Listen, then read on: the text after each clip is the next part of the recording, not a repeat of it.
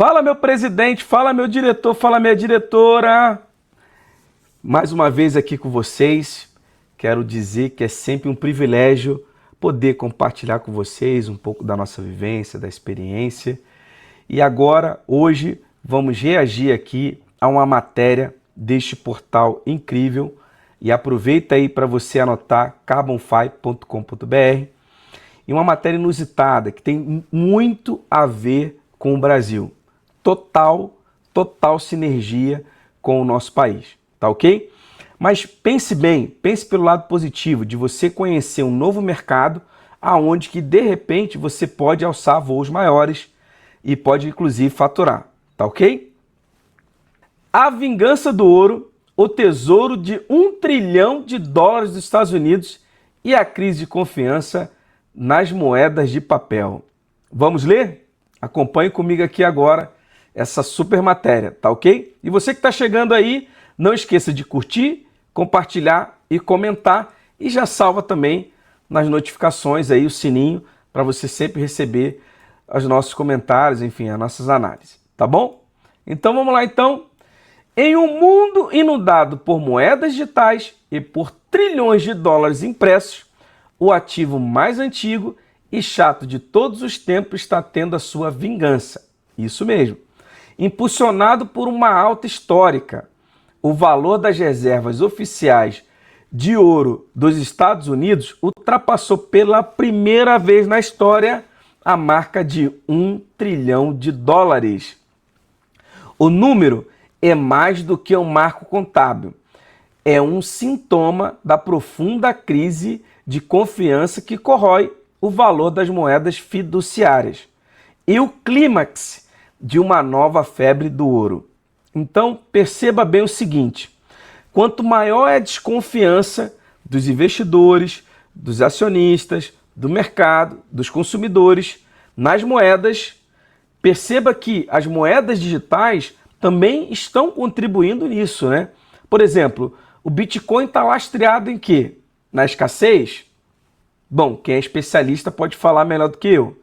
Mas certamente as moedas fiduciárias, eles deveriam estar lastreados em ouro. Mas a gente sabe que hoje está lastreado na confiança. E vamos ler aqui o que impulsiona a febre do ouro? Vamos lá então. Para entender por que o ouro está brilhando, é preciso entender o medo que domina o mundo. Qual é o medo, Pablo? Então vamos lá, acompanhe comigo. A tempestade perfeita que impulsiona sua cotação é alimentada pelo medo da dívida. E que dívida que ele está falando aqui? A dívida pública. Ou seja, governos federais dos seus respectivos países estão gastando mais, as dívidas estão aumentando. Perceba um detalhe, esse mesmo fenômeno está acontecendo aqui no Brasil. Olha só, observa comigo. Então ele fala do medo da dívida, dívida pública, da inflação galopante, pela incerteza da geopolítica, alguém já ouviu falar de guerra aí? E, talvez o mais importante, pela compra massiva por parte dos bancos centrais, liderados pela China, em um claro movimento de desdolarização.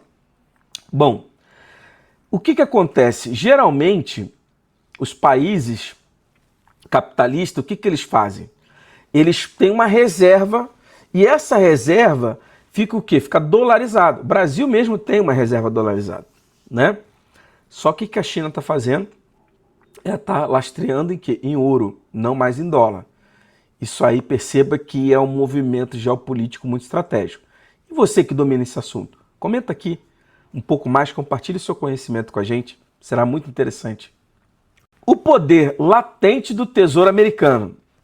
O que significa para os Estados Unidos ter $1 trilhão em ouro? É importante essa pergunta, né? Mas vamos lá. Paradoxalmente, para as contas do dia a dia, quase nada, pois o governo não vai vender seu tesouro para pagar dívida. Isso é um fato, não é verdade? O verdadeiro valor está em seu papel como âncora de confiança definitiva do sistema financeiro. Ou seja, o ouro, quanto mais eu tenho, mais capacidade de endividamento eu tenho, porque eu estou dizendo para o mundo, para os investidores, ó, podem investir em mim, que eu tenho capacidade para poder atender vocês, né? Que eu tenho lastro, que eu tenho confiança, eu tenho credibilidade, eu não vou quebrar, entende? Então isso é importante. A mensagem para seus rivais, como a China, é um lembrete silencioso de que, embora eles estejam comprando, os Estados Unidos ainda possuem, de longe, gente, mas de longe mesmo, as maiores reservas do planeta, o que lhes confere um poder latente incomparável. Vamos trazer aqui para o Brasil a lente brasileira, o nosso ouro e o nosso dilema. Brasil, você sabe, né? Sempre tem um lado positivo e tem um lado negativo, infelizmente, mas que a gente tem que enxergar como oportunidade. A disparada do ouro tem um eco direto no Brasil. De fato, olha nossas reservas naturais, não é verdade? A alta no preço também valorizou significativamente as nossas próprias reservas de ouro. Isso é fato. Se valorizou do mundo inteiro, por que não vai valorizar a nossa? Não é isso? Para o investidor local, a crise global valida a tese de ter ouro como um porto seguro na carteira, em um seguro contra a instabilidade.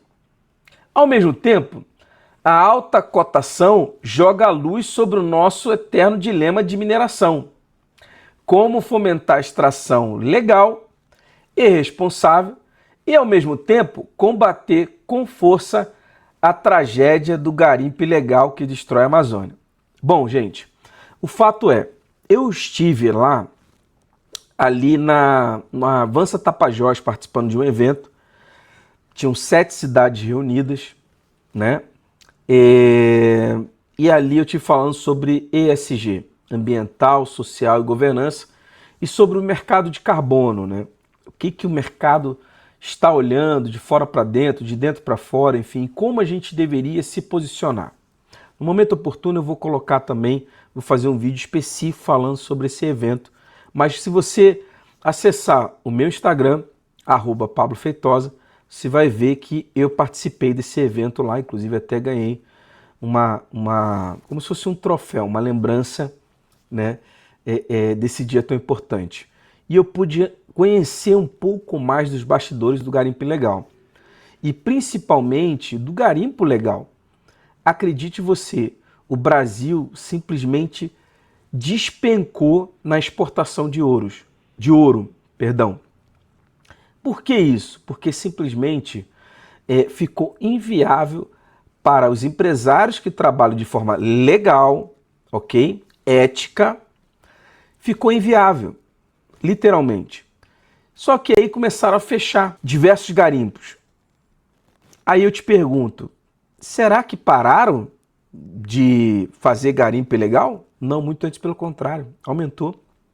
Porque o empresário que trabalha legal, né? Tô falando trabalho sério, ético, ele quer o quê? E ele precisa do quê? Apoio.